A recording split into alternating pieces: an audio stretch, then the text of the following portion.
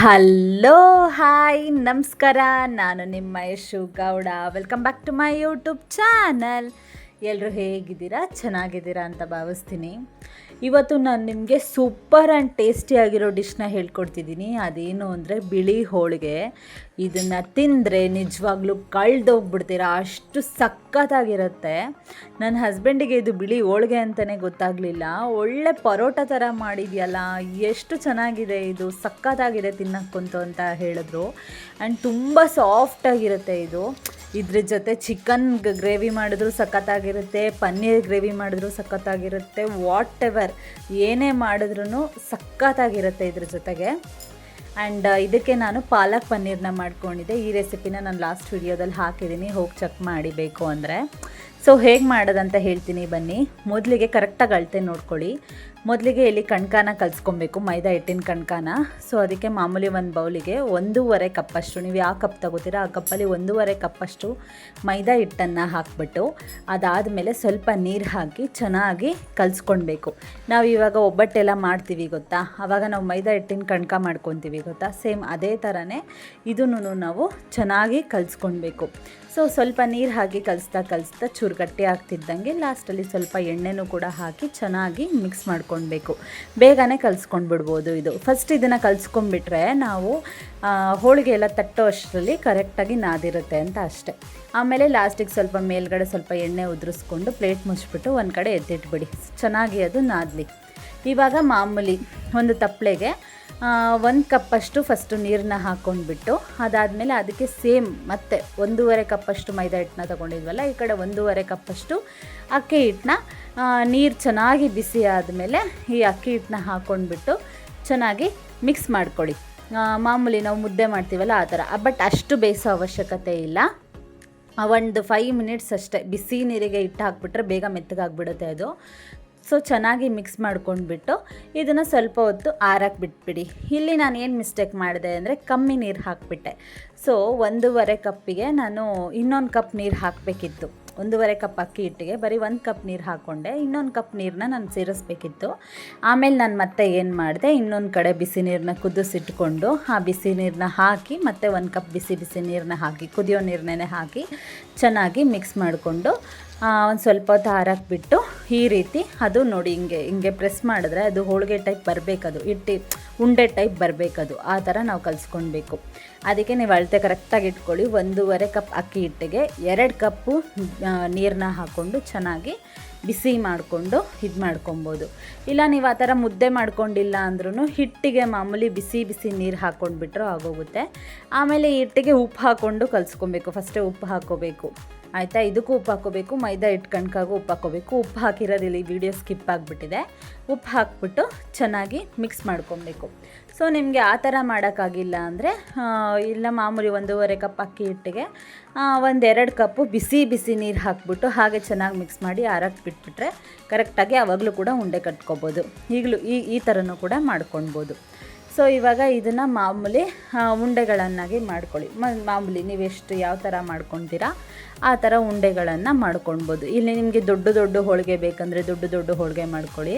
ನೋಡಿ ಅಷ್ಟಿಟ್ಟಲ್ಲಿ ನಾನು ದೊಡ್ಡ ಹೋಳಿಗೆ ಅಂದ್ರೂ ಒಂದು 5 ಆಯಿತು ಅಷ್ಟೇ ನನಗೆ. ನಾನು ಸ್ವಲ್ಪ ದೊಡ್ಡದೇ ಮಾಡ್ಕೊಂಡಿದ್ದಲ್ಲ, 5 ಆಯಿತು.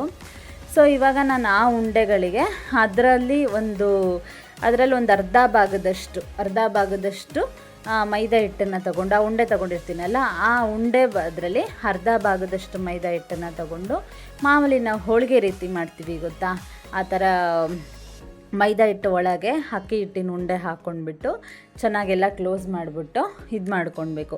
ಮಾಮೂಲಿ ನಾವು ಒಬ್ಬಟ್ಟು ತಟ್ಟುವಾಗ ಹೇಗೆ ಹೂರಣನ ಒಳಗೆ ಹಾಕಿ ಇದು ಮಾಡ್ಕೊಳ್ತೀವಿ, ಸೇಮ್ ಅದೇ ರೀತಿ ಇದನ್ನು ಕೂಡ ಒಬ್ಬಟ್ಟಿನ ಹಾಗೇನೆ ಎಲ್ಲನೂ ಕೂಡ ಫಸ್ಟು ರೆಡಿ ಮಾಡ್ಕೊಂಡ್ಬಿಡಿ.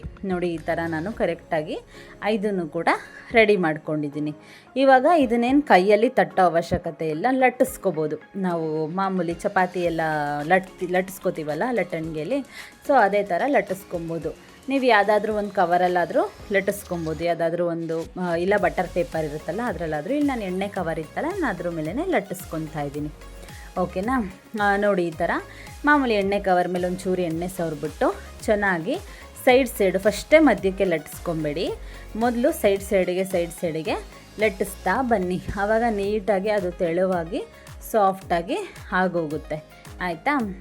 ಅದಾದಮೇಲೆ ಮಾಮೂಲಿ ಇಂಚಿನ ಸೈಡಲ್ಲಿ ಇಟ್ಕೊಂಡ್ಬಿಟ್ಟು ಅದನ್ನು ಕಾದ್ಮೇಲೆ ಮಾಮೂಲಿ ಆ್ಯಸ್ ಯೂಶ್ವಲ್ಲು ನಾವು ಹೇಗೆ ಚಪಾತಿನ ಒಬ್ಬಟ್ಟನ್ನೆಲ್ಲ ಹೇಗೆ ಬೇಯಿಸ್ತೀವಿ ಅದೇ ಥರ ಇದನ್ನು ಸಣ್ಣ ಉರಿಲಿ ಫ್ರಂಟು ಬ್ಯಾಕು ಎರಡು ಕಡೆಯೂ ಸ್ವಲ್ಪ ಸ್ವಲ್ಪ ಎಣ್ಣೆನ ಸವರ್ಕೊಂಡ್ಬಿಟ್ಟು ಚೆನ್ನಾಗಿ ಬೇಯಿಸ್ಕೊಳ್ಳಿ. ಜಾಸ್ತಿ ಸೀದಿಸಕ್ಕೆ ಹೋಗಬೇಡಿ, ನಾರ್ಮಲಾಗಿ ಬೇಯಿಸ್ಕೊಳ್ಳಿ. ಯಾಕಂದರೆ ಅಕ್ಕಿ ಹಿಟ್ಟು ಬಿಸಿ ಬಿಸಿ ನೀರು ಹಾಕಿದ ತಕ್ಷಣ ಆಲ್ರೆಡಿ ಬೆಂದೋಗ್ಬಿಟ್ಟಿರುತ್ತಲ್ವಾ. ಸೊ ನಾವು ಮೈದಾ ಹಿಟ್ಟನ್ನು ಬೇಯಿಸ್ಕೊಂಡ್ರೆ ಸಾಕು, ಸೂಪರ್ ಸಾಫ್ಟಾಗಿ ಬರುತ್ತೆ ಇದು. ಓಕೆನಾ, ಈ ಥರ ಕರೆಕ್ಟಾಗಿ ಬೇಯಿಸ್ಕೊಂಡು ಮಾಮೂಲಿ ಒಂದು ಪ್ಲೇಟಿಗೆ ಸರ್ವ್ ಮಾಡ್ಕೊಳ್ಳಿ. ಮತ್ತು ನಾನಿಲ್ಲಿ ನಿಮಗೆ ಇನ್ನೊಂದನ್ನು ಕೂಡ ಲಟ್ಸೋದನ್ನು ತೋರಿಸಿದ್ದೀನಿ, ಹಾಗೆ ನೋಡ್ಕೊಳ್ಳಿ. ಇಲ್ಲಿ ಏನು ಅಂದರೆ ನಾವು ಲಟ್ಟಿಸುವಾಗ ಚಪಾತಿ ಥರ ಇದನ್ನು ಎತ್ತಾಕೋಕ್ಕಾಗಲ್ಲ, ಅದನ್ನು ಹೋಳಿಗೆನ ಹಿಂಗೆ ಕೈಯಲ್ಲಿ ಎತ್ತಾಕೋಕ್ಕಾಗಲ್ಲ. ಅದು ನಾವು ಕವರ್ನೇ ತಿರುಗಿಸ್ಕೋಬೇಕು ಆಯಿತಾ. ಅದು ಒಂದು ಟ್ರಿಕ್ ಇಟ್ಕೊಳ್ಳಿ ಓಕೆನಾ.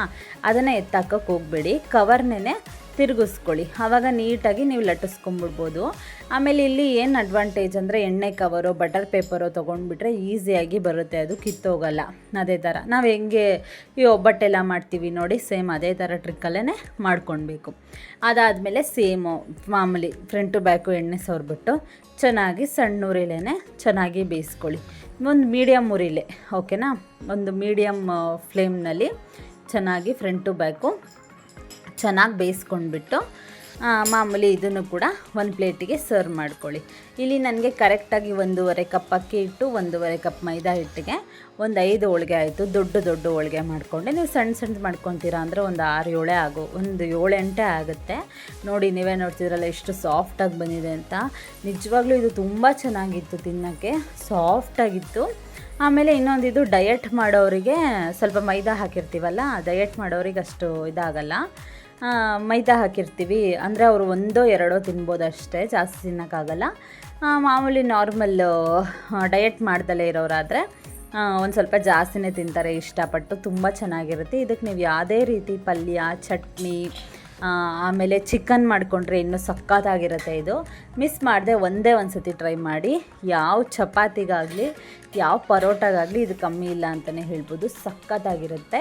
ಇದನ್ನು ಬಿಳಿ ಹೋಳಿಗೆ ಅಂತಲೂ ಹೇಳ್ತಾರೆ, ಸಾಫ್ಟಾಗಿರೋ ಅಕ್ಕಿ ರೊಟ್ಟಿ ಅಂತಲೂ ಹೇಳ್ತಾರೆ. ನಾನು ಇದಕ್ಕೆ ಬಿಳಿ ಹೋಳಿಗೆ ಅಂತ ಕರಿತಿದ್ದೀನಿ.